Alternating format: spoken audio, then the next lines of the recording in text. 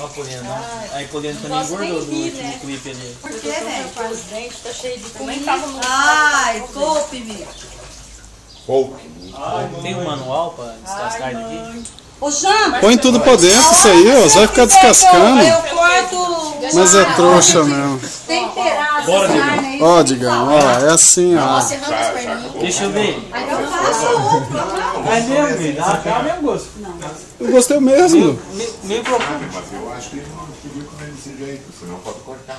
Não, eu vou cortar. Você põe pelo menos. A cabeleira tá raleando, né? É, não, isso aí é normal. Os quatro dentes chega, tem que lavar a frente dele e esquentar o óleo. E aí? Antes, né?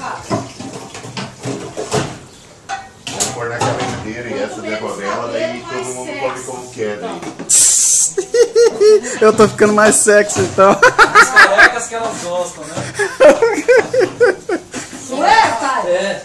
Quanto menos cabelo, mais sexy, mais experiente, mais gostosão. Elas gostam mais do O meu tava melhor, hein? O meu tava mais bonito. O teu tava mais bonito também. Né? Hein, Jane? Oi. Eu tô falando pra você, é um motorista que trabalha com caminhão, né? Ele ganha 4 milhões e meio por mês. Ele se empolga, ele quer comprar um caminhão, né? Compra um caminhão, cai do cavalo. É, daí ele não ganha 1.000. É, mas é verdade, porque o dia que aquele caminhão quebra, o dia que ele precisa comprar um pneu, o dia que aquilo precisa pagar imposto, o dia que aquilo precisa pagar o seguro, aí ele vai lembrar. E Digão, agora não vai ter como, hein? Hã?